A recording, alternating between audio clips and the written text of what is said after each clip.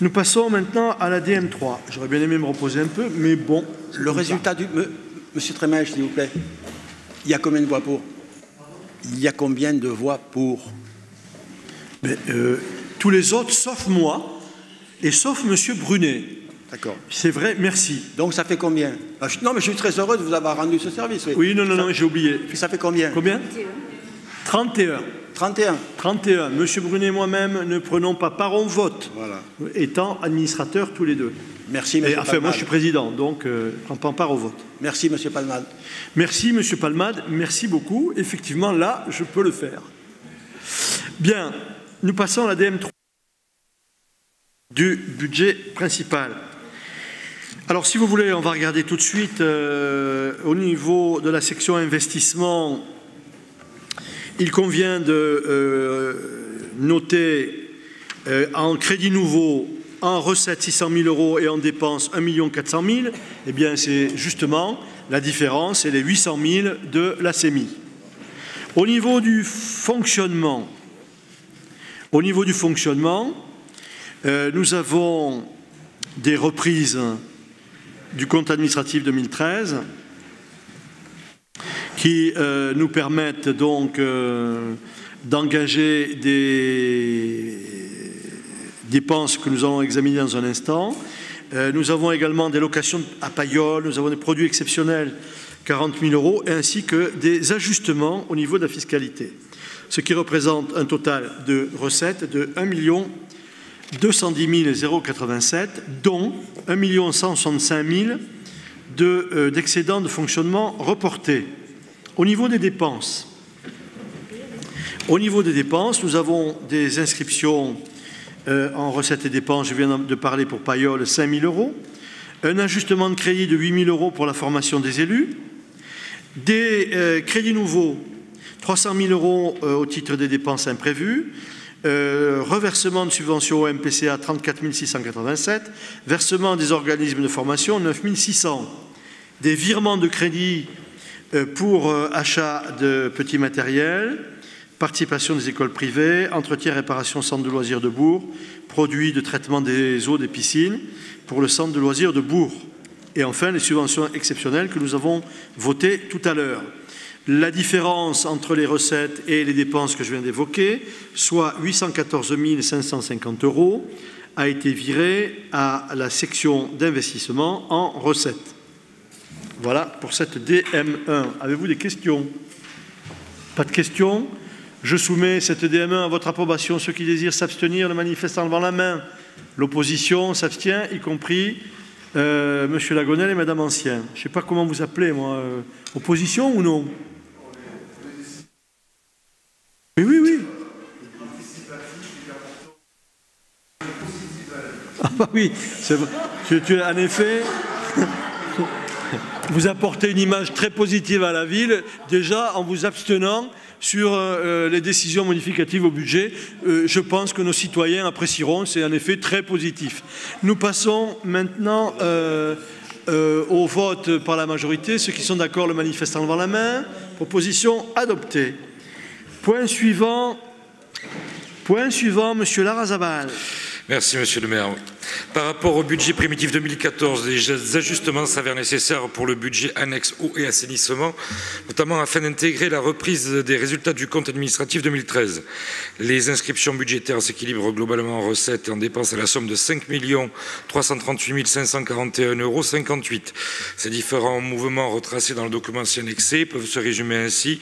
Ils s'équilibrent à la section investissement en recettes et en dépenses à 4 261 177,42 € et en section fonctionnement à 1 077 364,16 €.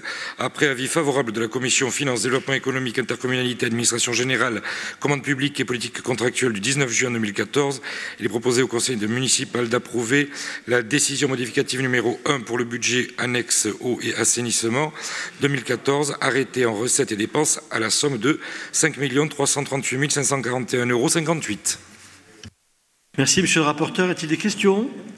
Même vote, je présume. Donc, l'opposition s'oppose, la majorité vote pour. Proposition de Monsieur Larrazabal adoptée. Le point suivant, Madame Cassane Rodriguez. Oui, Monsieur le maire. Pardon, madame? Oui, s'abstient, pardon. Merci. S'abstient, merci. Pardon. Monsieur Montama, excusez-moi. Monsieur le maire, simplement, je viens d'écouter les remarques que vous avez faites à notre collègue qui a eu des propos qui n'étaient pas désobligeants. Notre collègue Pierre Lagonel n'a pas eu des propos désobligeants ni des propos effectivement qui entachent une assemblée à rire. Et alors, qui a dit que ces propos étaient désobligeants? J'ai pas dit que ces propos étaient désobligeants. Parce qu'on a ri. J'ai dit que quand on veut donner une image positive, eh bien, on s'inscrit dans l'action et non pas dans l'abstention, c'est tout. Ça, c'est votre vision, c'est peut-être pas la sienne ni la nôtre. Hein. Mais voilà. Moi, je dis ce que je pense, et puis vous, voilà. Vous pensez ce que vous voulez. Il n'y a pas de problème. C'est pas moi qui ai dit, nous, on veut donner une image positive, voilà, youpi, etc. Non. Nous, on est dans l'action. S'il y en a qui sont dans l'abstention, c'est leur problème. Allez, on continue. Donc, proposition adoptée. On passe au point suivant. On passe au point suivant, Madame Argounès. Madame Argounès. Non, c'est moi. Ah non, pardon, Madame Cassagne. Il s'agit du budget annexe de l'espace Brabant 2014, de la décision modificative numéro 5. Par rapport au budget primitif 2014, des ajustements s'avèrent nécessaires pour le budget annexe espace Brabant, afin d'intégrer la reprise des résultats du compte administratif 2013. Les inscriptions budgétaires s'équilibrent globalement en recettes et dépenses à la somme de 427 100,65 €. Ces différents mouvements retracés dans le document ci-annexe peuvent se résumer ainsi. Un équilibre au niveau des investissements, recettes-dépenses, un total de 427 100,65 €. Au niveau du fonctionnement, un équilibre aussi recettes-dépenses de 0 €.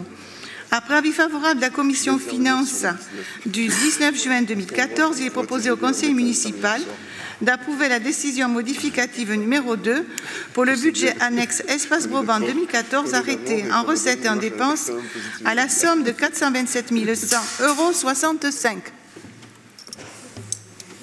Merci Madame le rapporteur. Pas de questions? Même vote?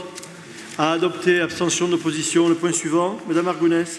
Est-ce qu'on peut mettre un peu de clim, s'il vous plaît? Ceux qui sont par côté, ils gênent. Tant pis pour eux. Un peu de clim. Et dès qu'ils ont froid, on arrête. Mais là, vraiment... Madame Argounès. Oui, Monsieur le maire. Par rapport au budget primitif 2014, des ajustements s'avèrent nécessaires pour le budget annexe de l'Arsenal afin d'intégrer la reprise des résultats du compte administratif 2013. Les inscriptions budgétaires s'équilibrent globalement en recettes-dépenses à la somme de 224 316 €. Ces différents mouvements retracés dans les documents ci annexés peuvent se résumer ainsi. En section investissement, les budgets s'équilibrent à hauteur de 223 426,96 € et en section de fonctionnement à hauteur de 889 000,87 €. Après avis favorable de la Commission Finances, il est proposé au Conseil municipal d'approuver la décision modificative numéro 1 pour le budget annexe de l'Arsenal 2014, arrêté en recettes et dépenses à la somme de 224 316 €. Merci Madame. Pas de questions, même vote, adopté. Le point suivant, Monsieur Craspaille. Merci Monsieur le maire. Il faut que je remette les lunettes. Alors, budget annexe de la restauration collective, DM2. Donc, par rapport au budget primitif 2014, des ajustements s'avèrent nécessaires sur le budget annexe de la restauration collective pour un total d'inscriptions budgétaires qui s'équilibre en recettes et dépenses à la somme de 139 269,68 €. Ces mouvements qui sont retracés dans le document annexé se résument en investissement, en recettes, en reprise évidemment du compte administratif 2013 à 109 000, moins un virement de la section de fonctionnement de 2004, ce qui fait 107 842,78 € et en dépenses, la reprise du CA 2013 identique et les virements de crédit correspondants pour la même somme. En fonctionnement, en recette, une reprise d'excédent du compte administratif 2013 de 180 426,90 € et un ajustement de crédit de 150 000 € en débit, ce qui nous donne en recette 31 426,90 €. Les dépenses en fonctionnement correspondent à un ajustement de crédit donc, de 31 426,90 € Et après avis favorable de la Commission des finances du 19 juin 2014, il est proposé au Conseil municipal d'approuver la DM2 pour le budget annexe de la restauration collective arrêté en recettes et dépenses à la somme de 139 269,68. Merci, monsieur le rapporteur. Y a-t-il des questions? Pas de questions. Même vote. Proposition adoptée avec l'abstention de l'opposition, y compris de la valeur ajoutée que représente M. Lagonel et Mme Ancien à cette opposition. Le point suivant, Mme Cassagne-Rodriguez. Merci, Monsieur le maire. Il s'agit de l'association sportive Tarbes-Geste-Bigorre. En effet, vu la demande exprimée le 16 juin 2014 par l'association sportive Tarbes-Geste-Bigorre, 6 1 quai de la Dour, 65 000 Tarbes, tendant à obtenir la garantie de la ville de Tarbes pour 50% d'un emprunt de 100 000 € à contracter auprès de la Banque populaire occitane pour une durée de 5 ans.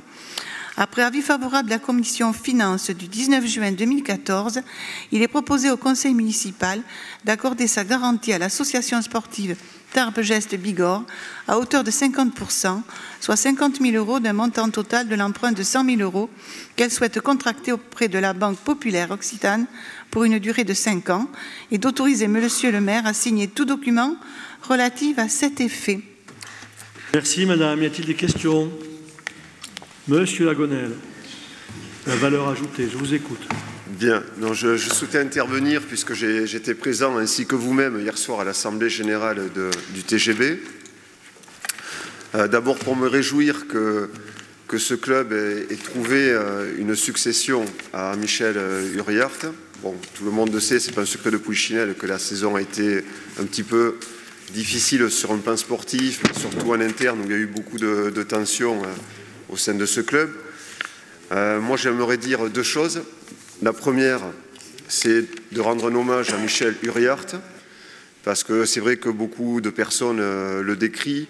C'est vrai qu'il est en but, il est en relationnel parfois peut-être un peu abrupt, il est en conflit avec pas mal de personnes, mais moi je tiens quand même à rappeler une chose, c'est que c'est sous la présidence de Michel Uriart que le TGB a fait vivre une de ses plus glorieuses heures sportives à la ville de Tarbes, avec un titre de champion de France remporté en 2010. Donc ça, je crois qu'il ne faut pas l'oublier et remercier Michel Uriart de son engagement en faveur de son club et du sport tarbais en général.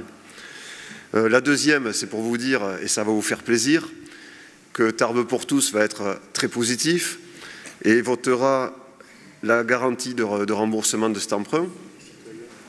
Bon, je crois que la banque qui accorde ce prêt ne prend pas grand risque. La garantie est excellente avec une hypothèque sur un immeuble et la caution de la ville de Tarbes. Je crois qu'on peut avoir aujourd'hui confiance dans la caution de la ville de Tarbes. Donc, pour toutes ces raisons, et par rapport à la pérennité et au succès qu'on souhaite sur la saison à venir au TGB, Tarbes pour tous votera cette demande de garantie de remboursement d'emprunt. Ben, je dois dire que ça me rassure vachement. Merci, M. Lagonel. J'avais vraiment peur que vous ne votiez pas. Là, vraiment, merci. Hein. Bien sûr que moi aussi, je veux rendre hommage, et je regrette que vous l'ayez fait avant moi, mais bon, peu importe. À Michel Uriart et à son équipe, qui ont fait un travail formidable. Et si précisément on est amené à garantir un emprunt, qui est un emprunt de trésorerie en fait, c'est pour éviter que les nouveaux présidents de ce club ne soient obligés de faire ce qu'a fait M. Uriart pendant quelques années, devant le versement des subventions votées parfois en début d'année et versées l'automne de la même année, être obligé de faire l'avance de la trésorerie lui-même sur ses propres deniers.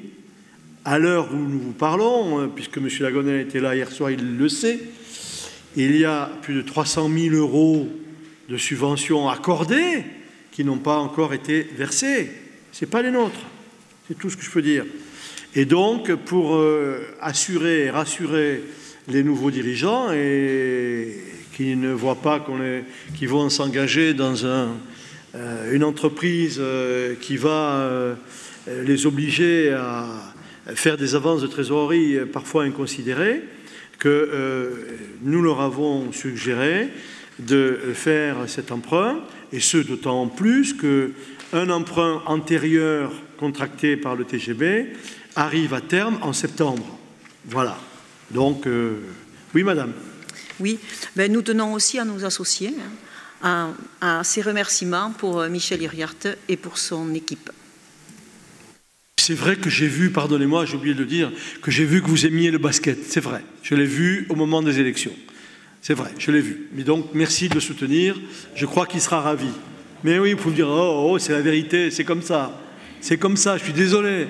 On ne vous y a pas vu souvent non plus durant les années précédentes, Monsieur Palmade. Et puis, comme par hasard, au moment de l'élection, on vous y voit. C'est d'une stupidité incroyable, quoi. Comme si vous pensez que les électeurs sont suffisamment stupides pour dire « Ah, chouette, il y a Palmade là, il vient au basket. » Mais chouette, on va voter pour lui. Vous ne pouvez pas vous calmer. Madame Femme, je ne dis rien contre elle parce que je sais qu'elle est de bonne volonté.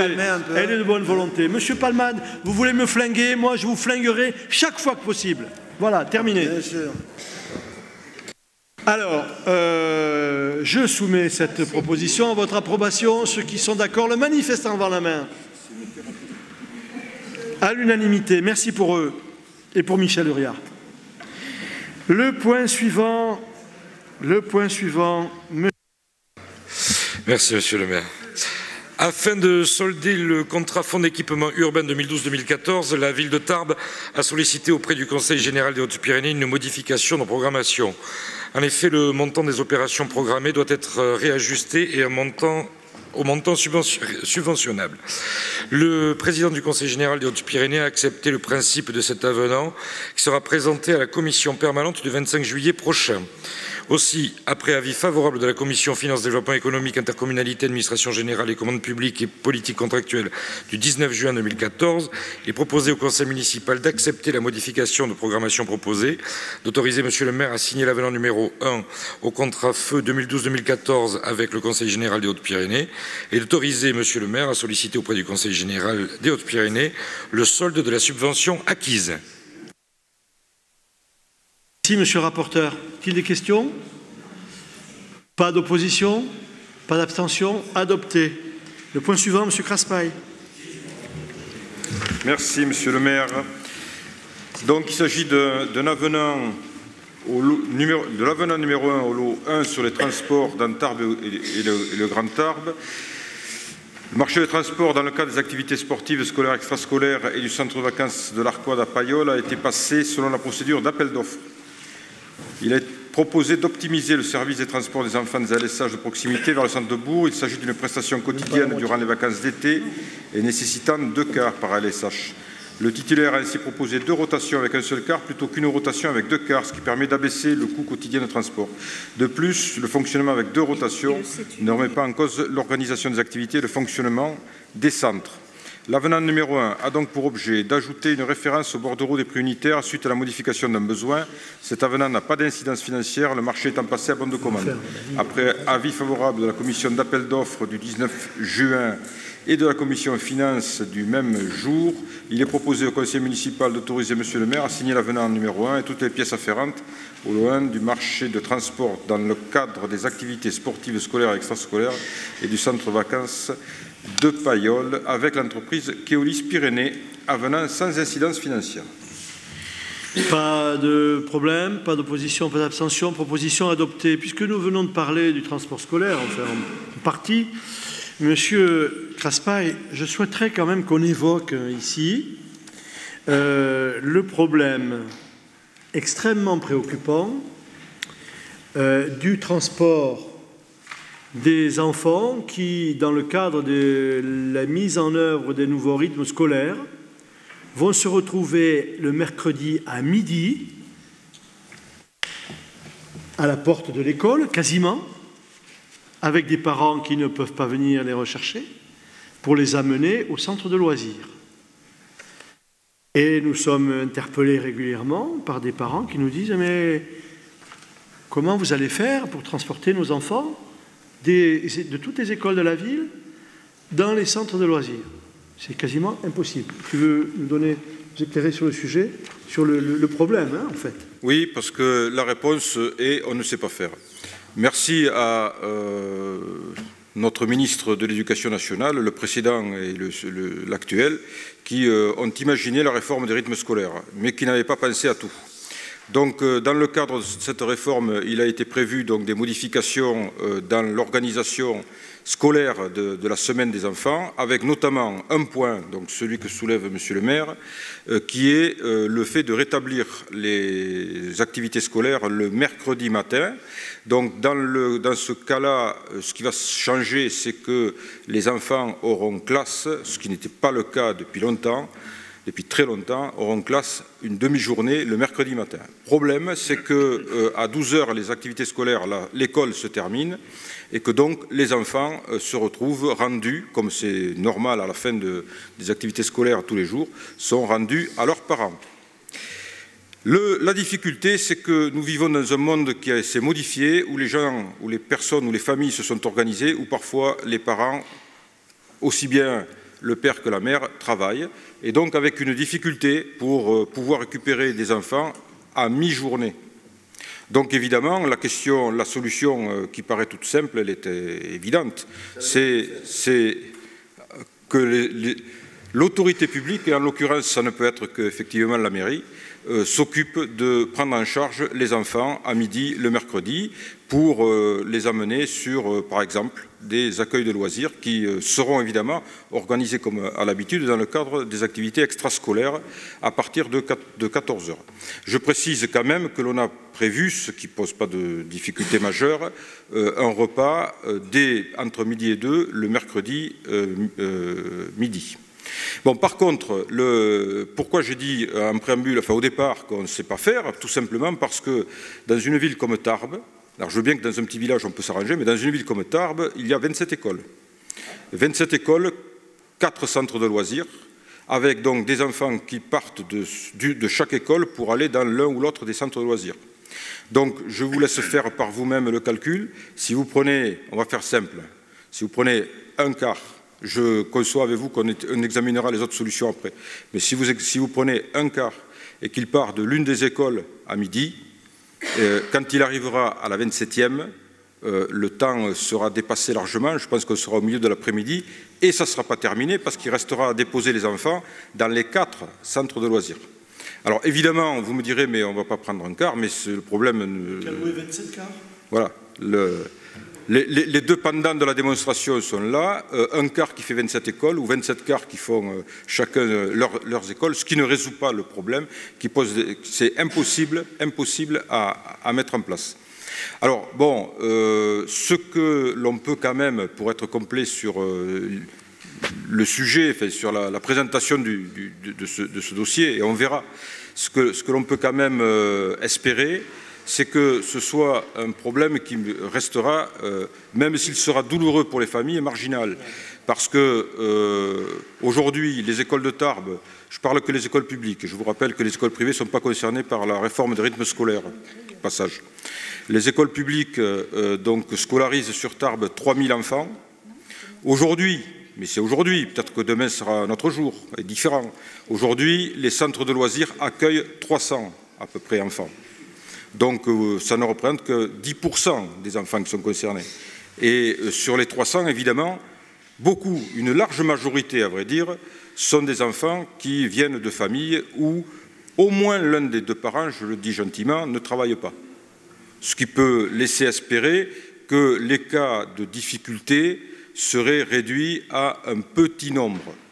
Donc pour le moment, peut-être une trentaine, peut-être une soixantaine. Ce qui est déjà beaucoup trop, évidemment, et qui nous interpelle et posera évidemment des difficultés pour ces familles. Voilà, donc je pense que la solution, Monsieur le maire, c'est de lancer le dispositif parce qu'on n'a pas le choix, d'attendre la rentrée scolaire pour examiner et faire le point sur la façon... Le fait de proposer des repas, ça peut régler quelques problèmes. Bien sûr. Bon, et on verra au cas par cas comment les choses se règlent. Mais en tout cas, c'est une vraie difficulté. Une vraie difficulté pour les familles et un vrai souci, un vrai problème pour la communauté tarbaise que nous représentons. Merci Gilles. Francis Touillat. Oui, merci Monsieur le maire. Je voudrais rebondir sur ce que dit Gilles, sur la mesure prise par nos ministres sur la modification des rythmes scolaires. Nous avons une matinée supplémentaire dans la semaine parce que le matin, l'enfant est plus éveillé, il est plus apte à recevoir les savoirs, surtout dans les matières fondamentales. Il se trouve que sur la ville de Tarbes, nous sommes obligés actuellement de mettre des créneaux piscine qui avaient lieu l'après-midi, de les mettre le matin. À savoir que lorsqu'on amène les élèves en car à la piscine, ils y vont sur un créneau de 2h30 à 3h30 et de 3h30 à 4h30. Mais le créneau de 3h30 à 4h30, il saute. On est donc obligé de le faire passer le matin. Un autre exemple sur le gymnase Massé, nous avions des interventions d'éducation physique pour les écoles primaires le mardi après-midi et le jeudi après-midi. Pour les mêmes raisons de transport, nous sommes obligés de les faire passer le mardi matin de 9h à midi et le jeudi matin de 9h à midi. Je suis heureux de voir que l'éducation physique est devenue une matière fondamentale. Madame Pham. Oui, Monsieur le maire. Mais je suis quand même un petit peu surprise de voir que nous n'avons eu aucune information sur l'organisation de cette réforme pour les rythmes scolaires. Non, mais parce que là on entend tout d'un coup, on entend cette organisation, mais jusque-là, en tant que conseil municipal, depuis 3 mois que nous sommes élus, nous n'avons pas eu d'informations, mais peut-être que nous allons en avoir, puisqu'on est à la veille quand même de la rentrée. Et ensuite, je voulais quand même dire que 85% des écoles qui sont passées, qui ont appliqué cette réforme dès l'an dernier, en sont satisfaites malgré tout. Même si j'entends que c'est compliqué, j'ai entendu tout ce que vous disiez, Petite commune, mais 85% des écoles en sont satisfaites. Sont à côté. Madame, je vais passer la parole à Gilles Craspa. Décidément, hein, si vous étiez réellement intéressé au problème des rythmes scolaires avant les élections municipales, M. Craspa, il va vous dire toutes les réunions qu'on a organisées ici pour les parents, pour les enseignants, pour les syndicats. Gilles, si vous étiez intéressé, je parle de l'organisation qui a été choisie de l'organisation. Réponds, vas-y. Réponds. Madame Pham, je vous dirais simplement que sur Tarbes, vous devez être la seule à ne pas être informée. Parce que nous avons fait plusieurs réunions, comme l'a dit Monsieur le maire. Nous avons distribué à tous les parents, mais peut-être que vous n'êtes pas parents. Tous les parents ont reçu le détail de l'organisation du fonctionnement de ce que l'on met en place concernant les rythmes scolaires. Bon, il n'y a rien à rajouter à ça. Pour ce qui est de la réforme en elle-même, je ne suis pas sûr qu'ouvrir le débat sur l'opportunité de la réforme soit du ressort du conseil municipal. Vous estimez que tout le monde, que 85% des communes sont satisfaites. Moi, je constate qu'il y a des communes en France qui refusent de l'appliquer. C'est pour dire à quel point la satisfaction est grande. Et que dans les autres communes, surtout, je ne sais pas la satisfaction, parce qu'aujourd'hui, personne, ni au ministère de l'Éducation nationale, ni le ministre, ni les parents, ni les enseignants, ni nous, ne pouvons dire si cette réforme servira, sera utile et sera efficace pour les enfants eux-mêmes. C'est un bilan qu'on tirera dans 15 ans. Je ne suis pas sûr que c'est nous qui le tirerons. Par contre, ce qu'on sait, c'est que ça va nous coûter 500 000 €. Monsieur Montoya. Oui, monsieur le maire, je crois que cette réforme, on met toujours en avant le bien des gens. Vous voyez ? C'est-à-dire pour sauver par exemple les caisses de retraite, on baisse les retraites ou on supprime les caisses de retraite. Eh bien là c'est pareil. En fait c'est un transfert qui se fait au niveau de l'éducation sur les collectivités territoriales. C'est un transfert qui est en train de se faire dans le cadre de ce plan d'économie qu'a lancé le gouvernement et dont les collectivités locales vont avoir à souffrir sur les prochains budgets très durement. Et il y a dans certaines communes, les parents participent au paiement de ces rythmes scolaires. Et il y a même une municipalité. Le maire, c'est M. Carvounas. Il est député du Parti socialiste. Il a privatisé. Il a privatisé le temps périscolaire. Voilà. Voilà ce que nous, Front de gauche, on ne veut pas. Nous n'avons pas l'intention de privatiser, ni de faire payer les parents. Et je viens de dire que ça coûterait aux contribuables 500 000 €. Est-ce que ça vous rassure? On n'a pas l'intention de privatiser. Parfait. C'est ainsi le contribuable qui paie, au travers des impôts locaux, qui paient et non oui, plus mais quand je vais vous présenter le budget 2015 avec les 1 million d'euros de moins de dotation de l'État, 500 000 euros de plus de dépenses avec les nouveaux rythmes scolaires, c'est-à-dire 1,5 million de dépenses de fonctionnement, enfin un manque au niveau du fonctionnement d'1,5 million. Et si je vous dis, pour compenser ça, il faut augmenter de 5 points la fiscalité, tout le monde va sauter au plafond. Tout le monde va sauter au plafond. C'est pour ça que j'ai dit, quand certains croyaient utile de dire « moi, jamais j'augmenterai les impôts, j'en prends l'engagement sur l'honneur, etc. » Il va y avoir des impossibilités dans certaines collectivités de tenir ce type de promesses. C'est impossible. Nous, on a calculé, vous savez combien on va perdre de nos recettes de fonctionnement sur la diminution de la dotation globale de fonctionnement de 2014 à 2017 ? 3 300 000 euros. C'est pas ça, Jean-Luc ? Voilà, 3 300 000 euros. Vous allez me dire où on va aller les chercher. Hein. Alors, les économies qu'on peut faire, etc. Et combien de points de fiscalité cela représente? Je viens de dire que pour compenser les 500 000 euros, c'est 5 points de fiscalité.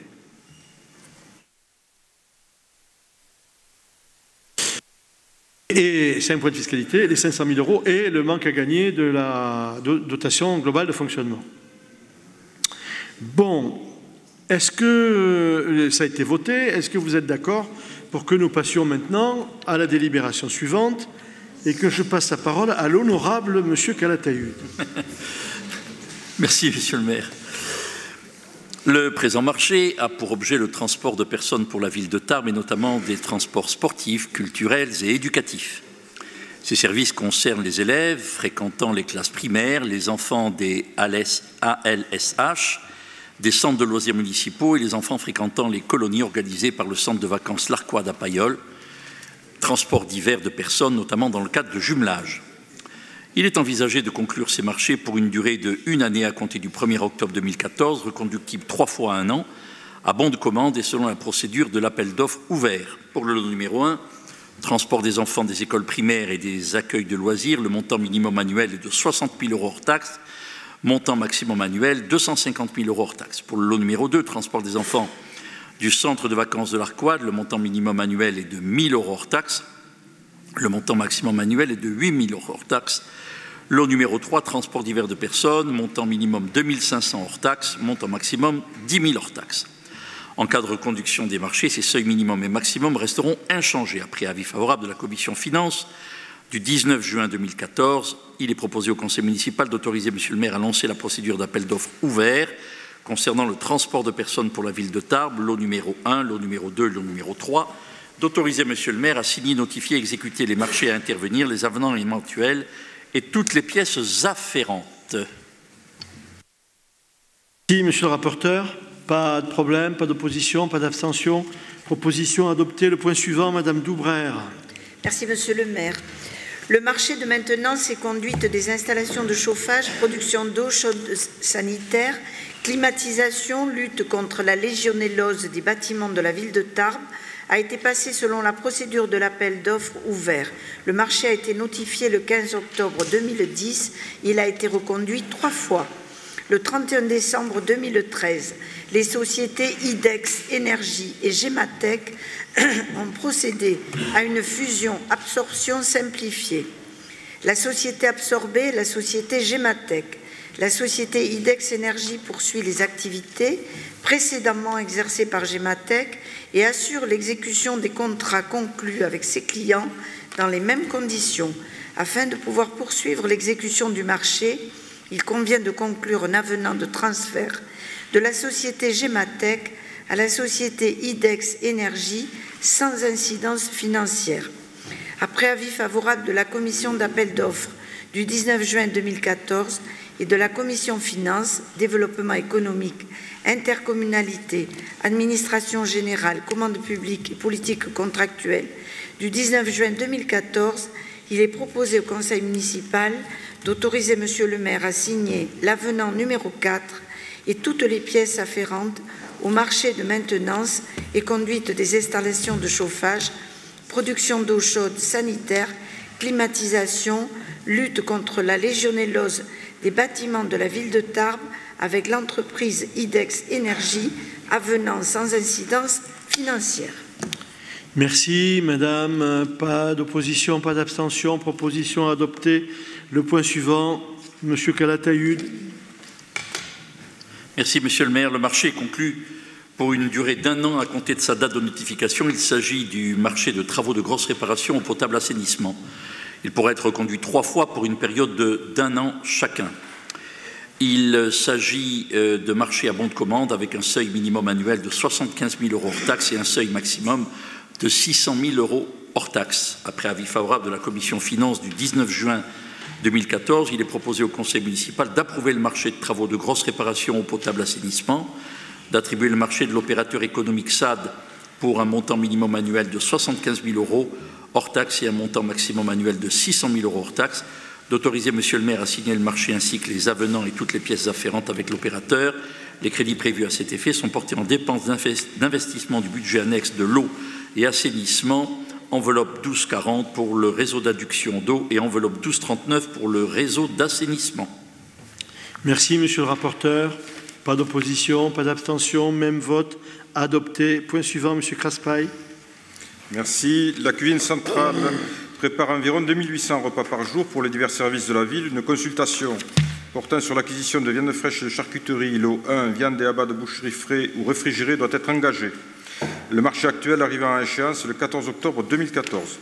À ce titre, un dossier de consultation des entreprises est rédigé. Il est envisagé de conclure ce marché pour une première période d'exécution allant du 15 octobre 2014 au 31 décembre 2015, reconductible 2 fois 1 an, soit du 1er janvier 2016 au 31 décembre 2016 et du 1er janvier 2017 au 31 décembre 2017.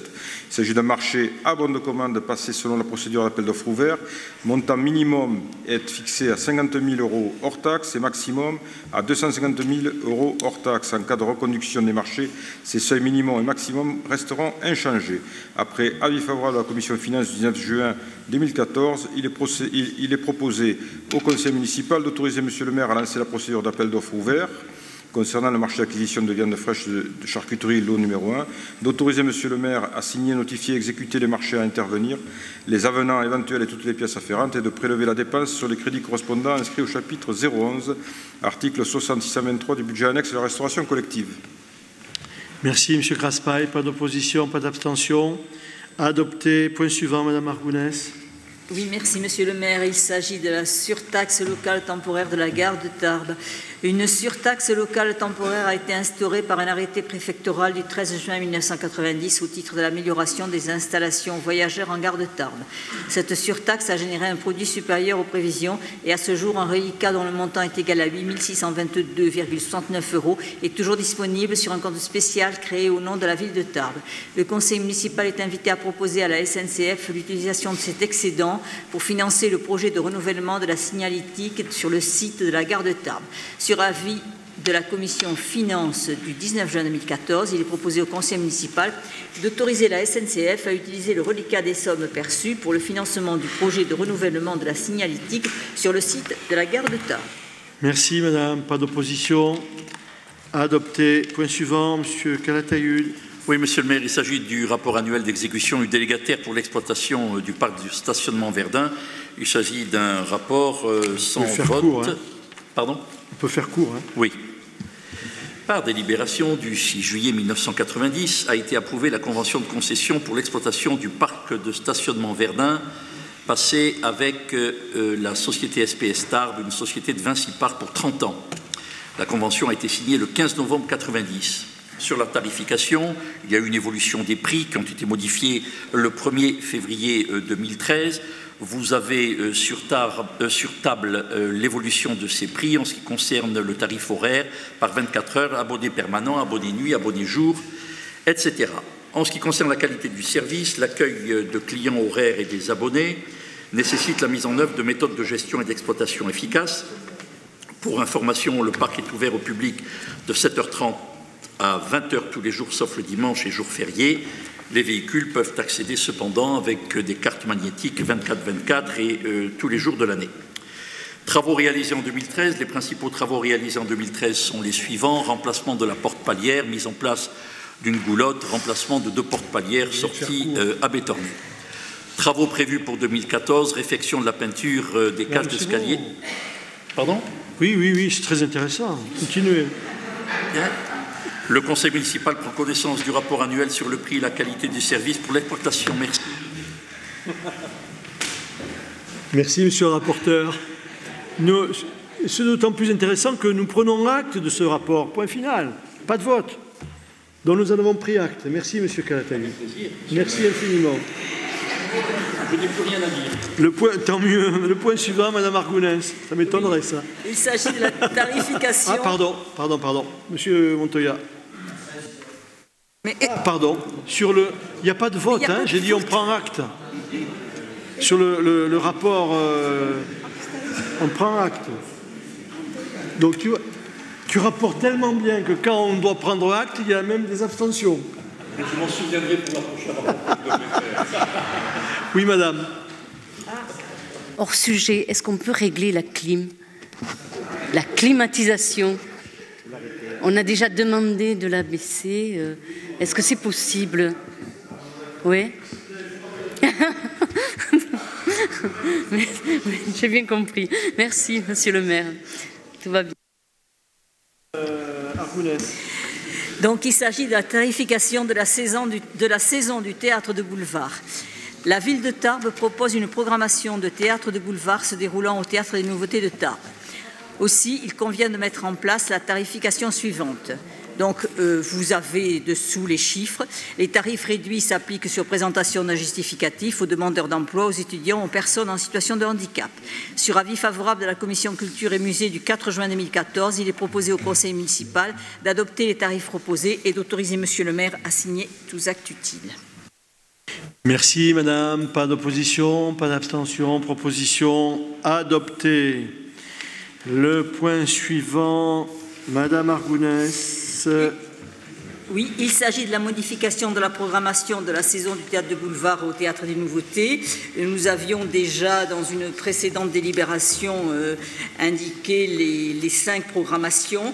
Et à cette programmation initiale est ajouté un spectacle Qui est qui le samedi 4 octobre 2014. Donc, sur avis favorable de la Commission Culture et Musée, il est proposé au Conseil municipal d'adopter la modification de programmation et d'autoriser Monsieur le maire à signer les conventions de résidence et tous les actes utiles.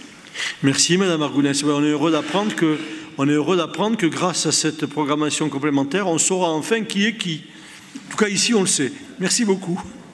Pas d'opposition, pas d'abstention. Proposition adoptée. Commission urbanisme, madame Cassagne-Rodriguez. Ah non? Ah, pardon, oui, elle est partie. Madame Argounès, excusez-moi. La commune est propriétaire avec madame et monsieur Martin Rodriguez de l'immeuble cadastré section BC 287 de rue de la Mécanique. Le 24 septembre 2012, le conseil municipal a donné son accord à la cession de la partie ville à messieurs Palassin. Par la suite, ceux-ci ont abandonné le projet.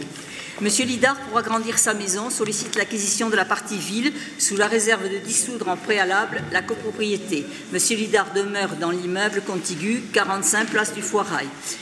La conformation de l'immeuble, chaque partie privative est séparée par un mur de refend et permet de scinder la copropriété. Monsieur Martin Rodriguez n'est pas opposé à la dissolution de la copropriété sous la réserve qu'il n'ait aucun frais à porter. Cet immeuble a été acheté par la ville en 1992 dans l'intention d'élargir la rue de la Mécanique. Entre-temps, le projet a été abandonné. Depuis, la partie privative communale est restée inhabitée. L'état de vétusté du bâtiment est avéré. France Domaine a estimé l'immeuble à 15 000 €. Monsieur Lidard propose de l'acquérir pour la même valeur.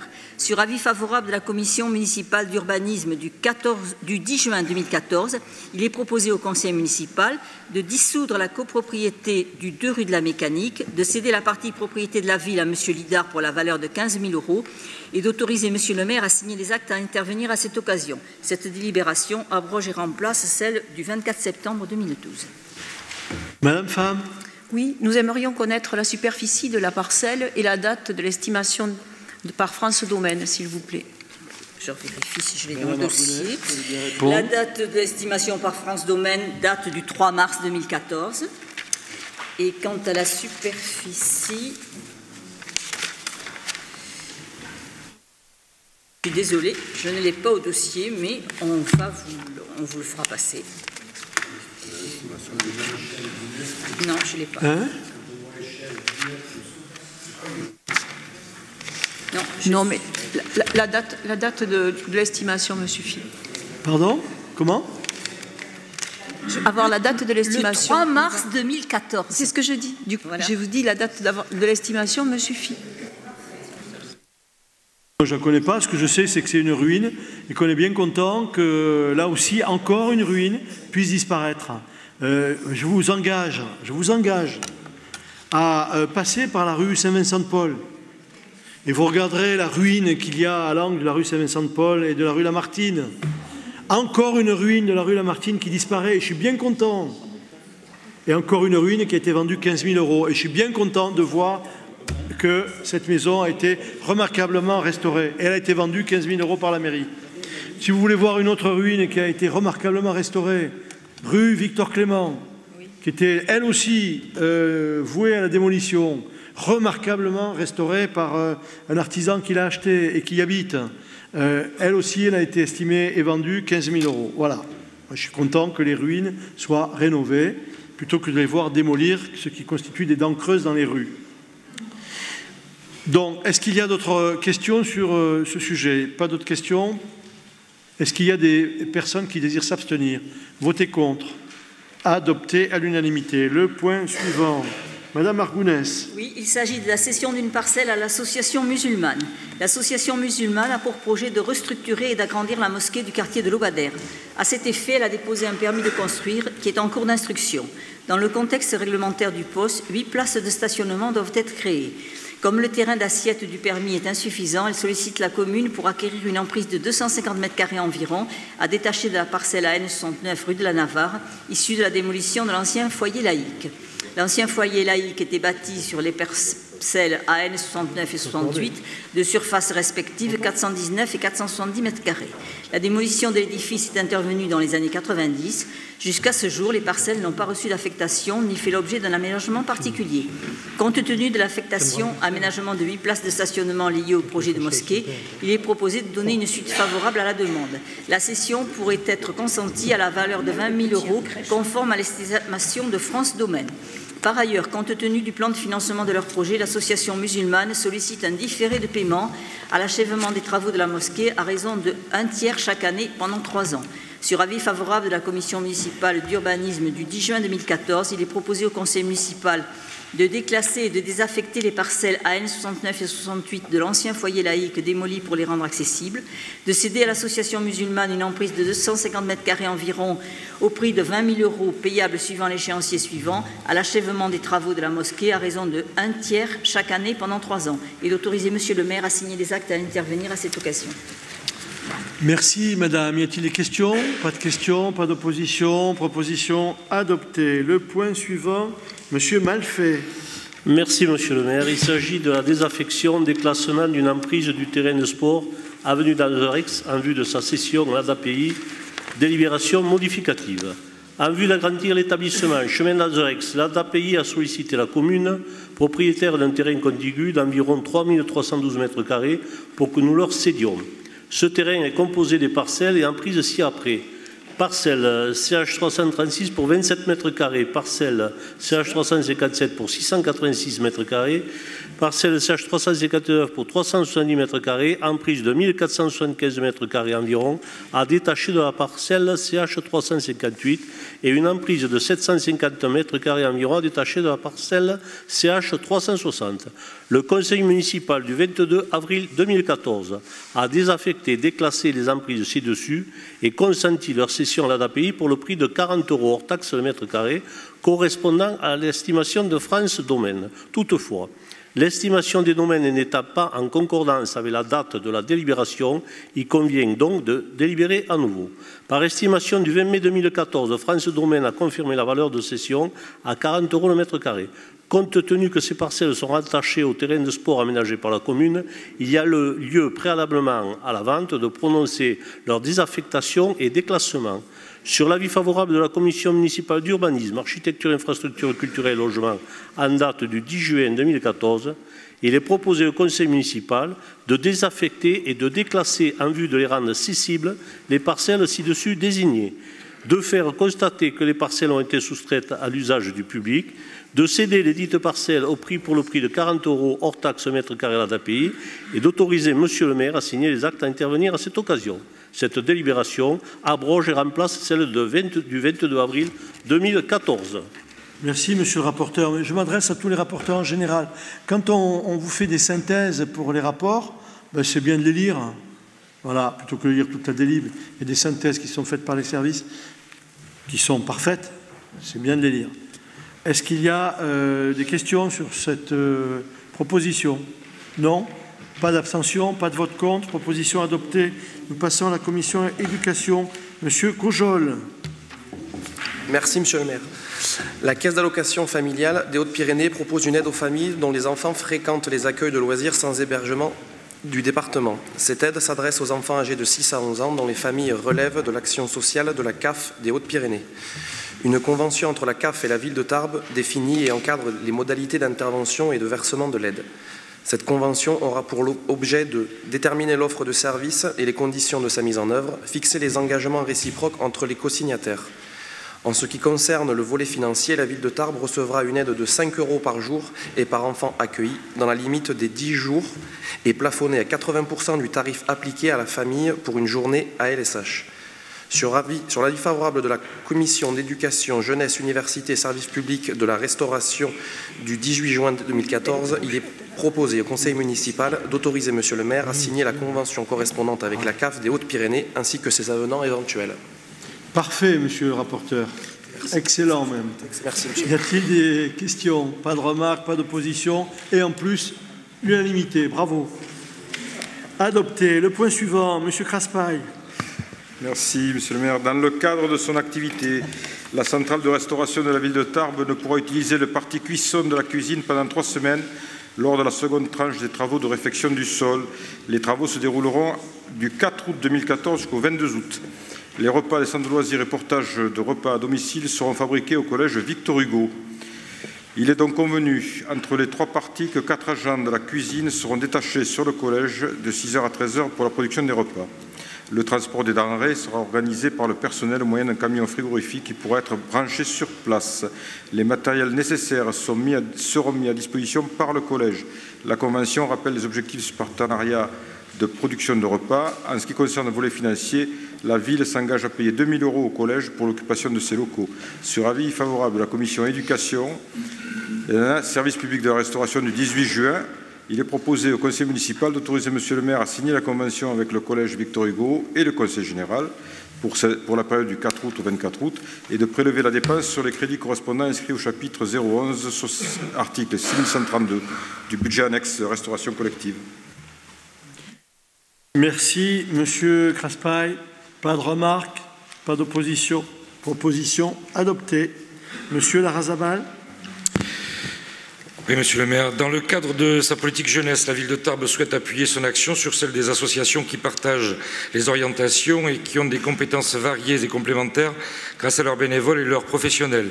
Dans cet esprit, la ville de Tarbes souhaite collaborer avec les associations suivantes pour l'année 2014. L'association Les Petits Débrouillards et l'association Pierre des Escloses.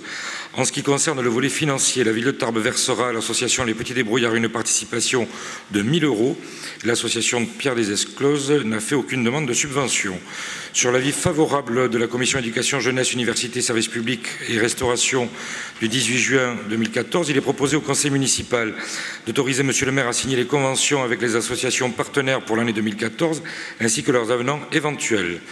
D'autoriser à prélever la dépense sur les crédits correspondants inscrits à l'enveloppe numéro 18 264 gérée par le service vie associative Monde Combattant, chapitre 924. Merci, monsieur Larrazabal. Merci beaucoup. Je vous en prie, monsieur le maire. Ok, merci beaucoup. Pas d'opposition, pas d'abstention, adopté. Le point suivant, monsieur Piron. Merci, monsieur le maire. Il s'agit de l'enquête publique pour la création d'une unité de valorisation de déchets non dangereux à Bordères-sur-Échesse et l'avis du conseil municipal est sollicité.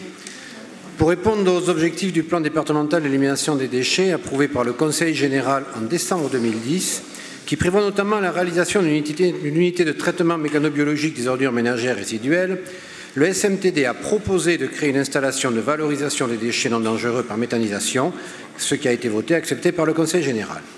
Cette activité relève de la législation des installations classées pour la protection de l'environnement et est soumise à autorisation préfectorale avec enquête publique préalable.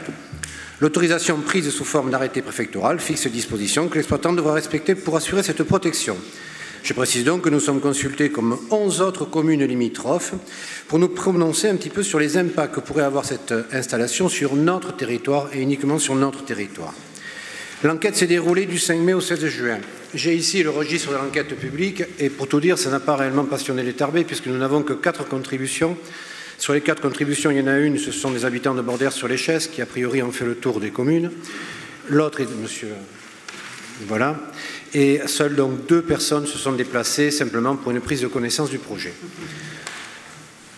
Les principales caractéristiques de cette unité de valorisation implantée sur la ZAC Écoparc de Bordères-sur-Échesse sont les suivantes. Capacité maximale annuelle de traitement de 70 000 tonnes de déchets non dangereux, avec une fraction fermentée cible de 60%. Tri préalable des déchets entrants. Traitement et valorisation de ces déchets triés par méthanisation suivi d'un compostage pour obtenir un compost conforme à la norme NFU 44051 destiné à la valorisation organique. Et ensuite, une valorisation électrique et thermique du biogaz produit avec possibilité d'injection du biogaz purifié sur le réseau de gaz naturel et une valorisation organique du compost qui est évaluée à 17 000 tonnes par an. Le site recevra uniquement les ordures ménagères résiduelles, c'est-à-dire la fraction restante après le tri sélectif fait par les ménages. J'étais hier au CIMAT et je peux vous annoncer que nous sommes particulièrement bons puisque nous trions à l'heure actuelle 61 kg en tri sélectif par habitant, alors que Midi-Pyrénées, la moyenne est à 53 et que la nationale est à 47,5. Donc on peut être fier de nous et surtout de tout ce qu'on a fait au niveau des Tarbais pour faire la promotion du tri sélectif. La valorisation des déchets comporte différentes étapes, tout affectées à l'intérieur d'un bâtiment ou d'une enceinte étanche, à l'exception du produit final, placé sur hall couvert. Et là, je me permets d'ajouter, et sur hall couvert et fermé, puisque dans la presse ce matin, on disait que M. Piron comme M. Veolia étaient les seuls à annoncer que le hall qui doit contenir le compostage est fermé.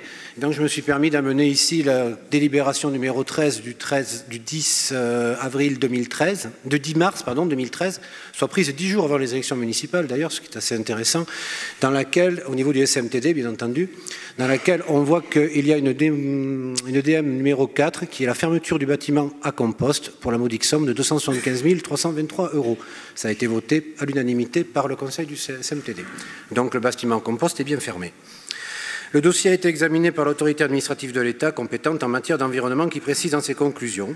Dans l'analyse des effets du projet sur la santé, les rejets atmosphériques ont été considérés comme principal vecteur de transfert, hydrogène sulfuré, ammoniac, oxyde d'azote, benzène, poussière, etc. Des scénarios d'exposition par inhalation ont été examinés pour évaluer le risque sanitaire résultant des concentrations atmosphériques liées au rejet potentiel du futur site au niveau du voisinage le plus proche identifié. L'étude, qui conclut qu'aucun risque significatif pour la santé humaine n'est à redouter, quelle que soit la tranche d'âge et la population considérée, a été réalisée de façon satisfaisante et proportionnée. Là, c'est l'État qui dit ça. Dans l'ensemble, le dossier et son étude d'impact abordent de façon suffisante et proportionnée les principaux enjeux environnementaux liés au projet. Elle identifie de manière satisfaisante ces impacts environnementaux et propose des mesures compensatoires concourant à une prise en compte suffisante de l'environnement et de la sécurité dans le projet par l'utilisation des meilleures techniques actuellement disponibles pour ce type de procédé. Les études d'impact et de danger sont suffisamment développées pour permettre à l'ensemble des parties prenantes d'apprécier la consistance et l'adéquation du projet au regard de l'environnement. Donc toutes les études ont été faites dans le respect de la loi. En ce qui concerne la ville de Tarbes, une opposition à ce projet ne lui paraît pas être une position acceptable au regard des contraintes impératives d'élimination des déchets dans le respect de la réglementation et en particulier les dispositions du plan départemental d'élimination des déchets approuvé en 2010. Cependant, elle entend avoir toutes les assurances nécessaires d'une exploitation rigoureuse et notamment d'une parfaite maîtrise de la gestion des émissions atmosphériques, olfactives et sonores. Elle n'ignore pas non plus les inquiétudes légitimement exprimées par un certain nombre de Tarbais quant aux nuisances potentielles de ce type d'installation. Quand on met un certain nombre de Tarbais, 4 dont un Borderais. Elle souhaite que les dispositions complémentaires soient prises pour contrôler davantage les flux émis par l'installation et permettre ainsi une réactivité immédiate de l'exploitant. Nous demandons donc Premièrement, l'installation d'un dispositif d'alerte avec Sentinelle. Ce sont des nez électroniques, par exemple, et d'un contrôle des émissions acoustiques. Je précise que les nez électroniques ont une capacité de détection qui est entre 5 et 10 fois supérieure à la détection humaine. Ce qui veut dire que quand on met un nez électronique et qu'il donne une indication, il n'y a aucune nuisance. La mise en place d'un comité de surveillance composé aux côtés du SMTD de l'exploitant de toute personne volontaire, physique ou morale et sans exclusive, représentant les riverains concernés et les services compétents des communes limitrophes. Ce comité sera réuni autant de fois que nécessaire dès le début du chantier, pendant son déroulement, ainsi que tout au long de l'exploitation. Ensuite, l'installation d'un réseau de capteurs par l'ORAMIP ou tout autre organisme compétent pour surveiller les émissions gazeuses sur le site, avec un retour des rapports, notamment vers les comités de surveillance. Une vigilance de l'inspection des installations classées sur la rigueur de l'exploitation, un contrôle des respects des itinéraires imposés aux chauffeurs des camions pour qu'aucun d'entre eux ne circule sur les voies de Tarbes non autorisées et qu'il n'y ait aucun stationnement de bennes sur le territoire de notre ville. Et ensuite, que les actions pédagogiques de l'exploitant et du SMTD sur le site et par tout moyen utile pour optimiser encore plus le tri sélectif afin de garantir un produit fini de très bonne qualité avec un impact environnemental le plus réduit possible. En conséquence, et après avis de la Commission environnement et développement durable, propreté et cadre de vie du 11 juin 2014, il est proposé au Conseil municipal de prononcer un avis favorable à ce projet, à condition que les mesures complémentaires demandées soient prises en compte. Monsieur Piron. Alors, qui souhaite intervenir? Nobody. Ah, pardon, Monsieur Montoya. Oui, Monsieur le maire, c'est un dossier qui alimente bien des inquiétudes.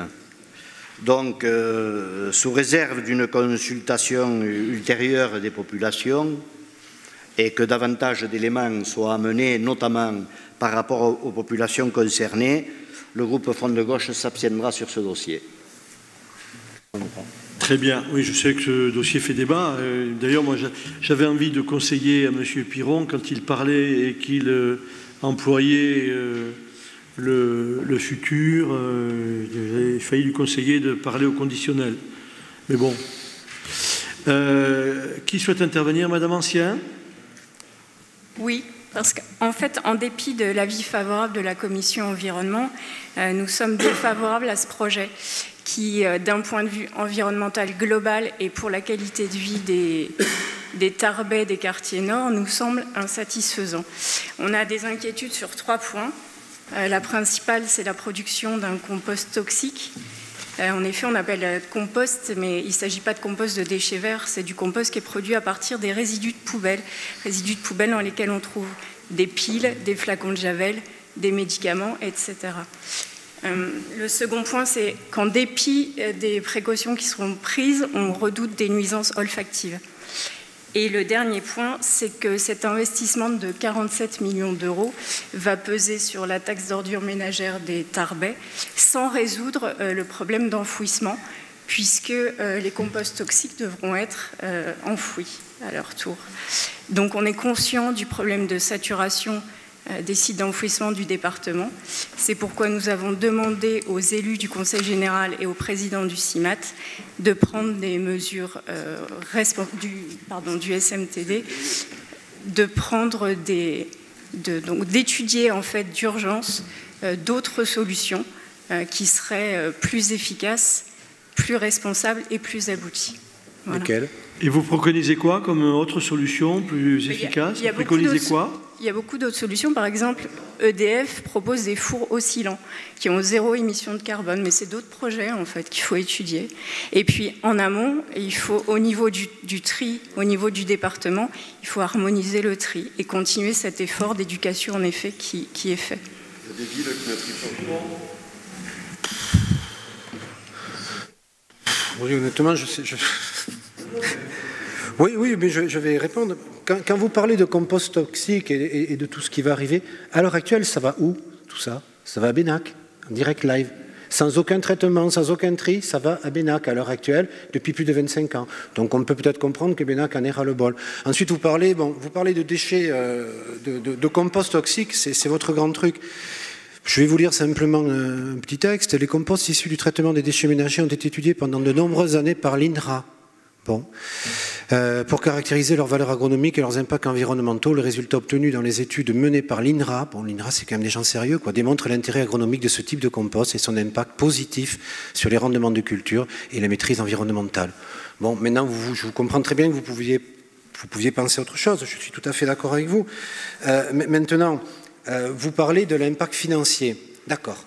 Alors, il faut qu'on soit un petit peu clair là. À l'heure actuelle, le CIMAT produit à peu près 22 500 tonnes de déchets par an, dont 60 à 70% pour la ville de Tarbes. Moi, ce que j'aimerais savoir, à l'heure actuelle, on sait que Lourdes-Mourlès, c'est fermé, c'est terminé. On sait que Cap-Vergne, ils peuvent accepter 3 500 tonnes par an, mais c'est entièrement utilisé par le SMECTOM. Et on a Bénat qui ferme le 31 décembre 2015. Donc moi, ce que je vous demande, c'est qu'est-ce qu'on fait de nos bennes le 2 janvier 2016 ? Elles vont où, nos bennes, le 2 janvier 2016 ? Parce que là, pour l'instant, il n'y a aucune solution. Non, mais disent que coûterait et les inconvénients du trafic... J'y arrive. Voilà, s'il faut l'externalisation, des de camions. On n'a pas d'exutoire sur le 65 et on n'en aura pas, Pierre. Enfin, je dis parce que je sais que c'est ce que tu as écrit, donc il n'y a pas d'exutoire possible sur le 65, surtout pour mettre des déchets ultimes. Parce que pour mettre des déchets ultimes, encore faut-il qu'ils deviennent ultimes, donc il faut les traiter avant. On est bien d'accord. 4 sites possibles, Saint-Gaudens, Toulouse, Montèche, tous les 3 sur le 31, ou La Pouillade, Bordeaux. Ce sera un ou plusieurs sites, parce qu'en plus on ne connaît même pas leur capacité d'accueil, ça c'est la première des choses, et on ne sait pas quelles autorisations préfectorales d'externaliser on pourra avoir. À l'heure actuelle, il faut savoir que le traitement Bénac plus transport, c'est 108 € la tonne. On sait, une chose dont on est sûr également, c'est que le transport, l'externalisation, ça sera 30 € la tonne, sans le coût du traitement. Parce que le coût du traitement, quand Veolia, la Lyonnaise, etc., ils vont nous voir arriver le couteau sous la gorge, ils pourront demander ce qu'ils veulent, on n'aura pas le choix de toute façon. Donc ça veut dire qu'on en discutait hier au CIMAT, on estime que la taxe d'enlèvement des ordures ménagères, simplement à cause, je ne parle même plus de l'UTV là, je parle du retard qu'on a pris dans la création de l'UTV. Parce que si l'UTV continue normalement là, on a 3 ans de retard déjà. Donc ça veut dire qu'on va déjà externaliser pendant 3 ans. Mais si on reprend le PDEMA comme vous le demandez, là c'est 8 ans de retard. Ce qui veut dire que pendant 8 ans, on va être entre 30 et 50% d'augmentation de la TOM. Et ça c'est un minima et vous le savez très bien. L'UTV, s'il se fait, il y a eu une estimation, parce qu'on a entendu dire qu'il n'y avait aucune estimation quant au fonctionnement et au coût réel de l'UTV. L'estimation à l'heure actuelle, ça sera un transport, un traitement à 112 € la tonne. Voilà. Maintenant, c'est les arguments que l'on entend au SMTD, que l'on entend au CIMAT. Sur les 11 communes, bon, on sait très bien ce qu'il en est de Bordère. Pour l'instant, toutes les autres sont d'accord, y compris Bourg, y compris Bazette, qui sont bien plus proches de nous. Donc, quant au problème olfactif, je rappelle quand même que l'usine est équipée d'un sas qui ne permet pas l'ouverture d'une porte sans une autre, que le système est doublé d'un rideau d'air au cas où un rideau resterait coincé, et que troisièmement, elle est en dépression permanente, ce qui fait que l'air ne peut pas sortir. Ça fait quand même beaucoup de choses. Ce qui est dommage, et j'en parle aussi pour M. Montama, c'est que j'avais proposé, pardon, pas M. Montama, M. Montoya, nous avons fait un débat auquel a participé Mme Lancien, et nous sommes surtout allés visiter l'usine de Biltagarbi. Biltagarbi, c'est à peu près la même chose que ce qu'on pourrait avoir à Tarbes. Ah, mais il n'est plus là. Ah bon, d'accord.